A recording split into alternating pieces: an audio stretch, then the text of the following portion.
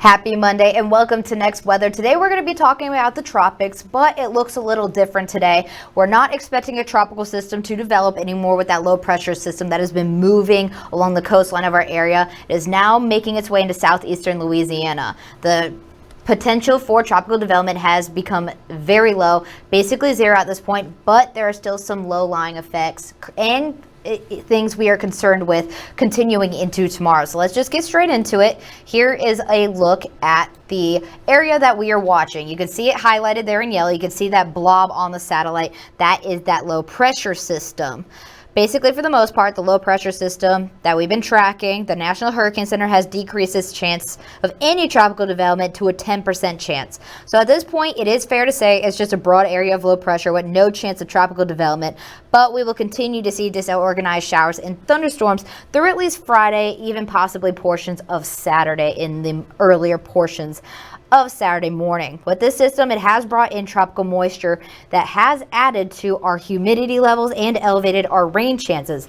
But a ridge is building in. You can see that circle over the Louisiana part. That is that high pressure system being highlighted, basically meaning we'll still see tropical moisture, but that dark blue is not coming back into our area until next week. That is going to bring our rain chances back up again. We'll still see scattered showers and thunderstorms along the sea breeze coming in, but that ridge is giving us a slight decrease in rain chances. They won't be as widespread or scattered. They'll probably be more isolated, quick thunderstorms, if anything, but going into the middle of next week, that tropical moisture starts to come back. One thing that we are noting with this system, this is a live look right now out at Orange Beach. This is the evening hours. 88 degrees, but feels like 100. That tropical moisture has added to our humidity levels. So it's adding to the feels like. So you may open your weather app and be like, oh, it may be slightly cooler out there. You know, temperatures are in the mid to upper 80s.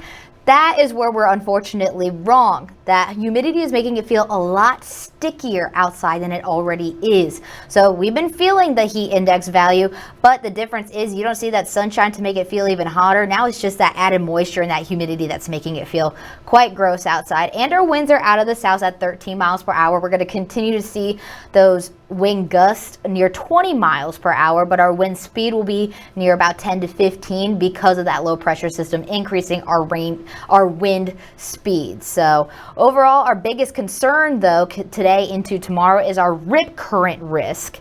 So overall at our Alabama and Florida beaches, we are flying red flags today through tomorrow. So that is going to continue to be an issue through into the early parts of this weekend. A high rip current risk basically means life-threatening rip currents are likely in the surf zone. So you are not going to want to get into the water when you see the color red. Just know red means bad. Don't go into the water at all. Don't risk it. Just walk along the sand. You can maybe put a toe in the water. That's about all you're going to want to do. That is the safest bet.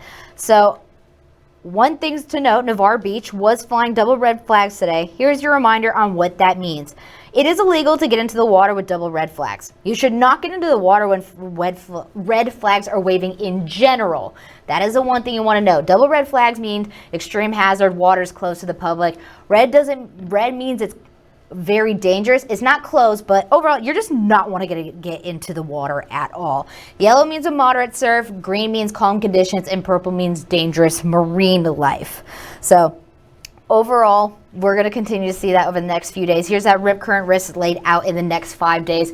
Tomorrow, we have that high risk of rip currents. This weekend, you can get into the water. Tomorrow, I recommend a pool day. Don't go near the beaches. Saturday and Sunday, moderate risk of rip currents. You're still going to want to be cautious. Waters can still be dangerous out there. Tuesday, we might see that low chance of rip currents, but that could change as we get into the day. So just note, water, don't go into it tomorrow. Do not go to the beaches tomorrow.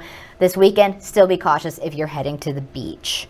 Here's a graphic to explain how to escape a rip current. Step 1 is to make sure you stay calm and don't panic. I know it's easier said than done, but trust me. Take deep breaths and begin to swim parallel to the shore, or in other words, along the beach. Then you'll be able to swim back to land, and if you're unable to swim parallel, then another option is to float on your back and let the current take you out until it's done. Then tread water and wave for help.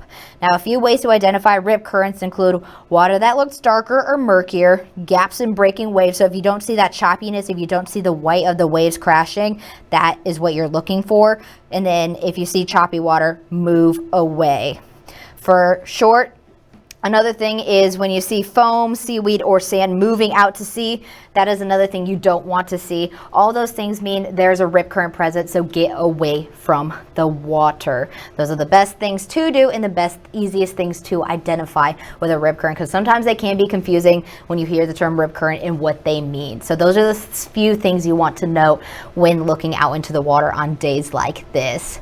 Another thing we're tracking is flash flooding potential. Localized heavy flooding means flooding in certain areas, such as areas that have saturated soil, saw the heaviest downpours. Low-lying areas such as roadways, poor drainage areas, etc. can see the flooding potential. So this is for tomorrow. Slight flood risk for most of our area. Then there's a marginal risk for our more northern counties and part of Florida.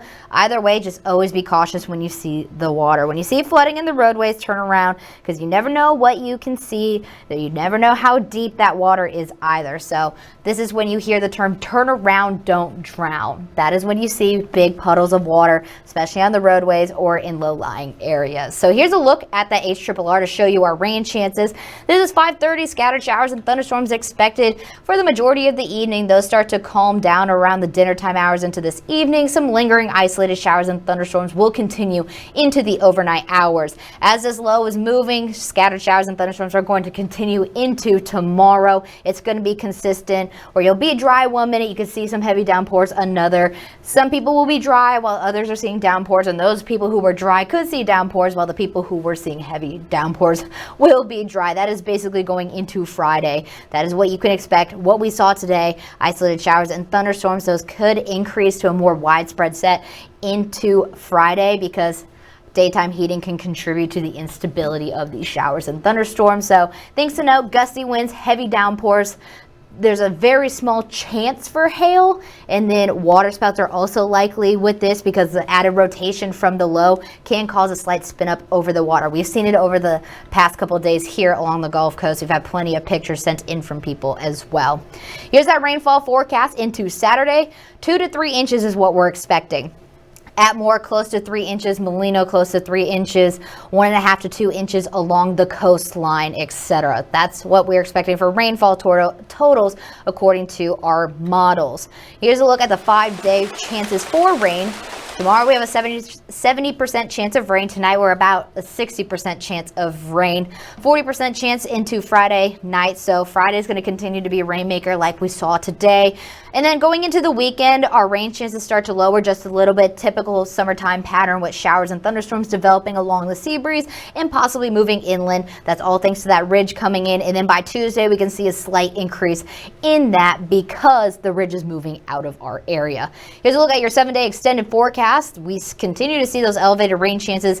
Then they start to decrease going into the weekend. So our temperatures will be in the upper 80s tomorrow, but then we go back to our typical low 90s for our temperatures over the weekend. Then that ridge comes in, our temperatures will be in the mid 90s, so it'll increase our temperatures and decrease our rain chances. Then that slowly starts to move out of our area, and then we get an increase in our rain chances again starting on Wednesday. Then our lows will be in the mid 70s. So overall, we're going to continue to feel the effects of that tropical system here along the Gulf Coast. Nothing to be too majorly concerned with tropical development wise. Still be cautious. The main things we want you to look out for: high rip current risk. Do not go to the beaches. Do not try to get into the water. If you're going to go to the beach, just walk along the shoreline.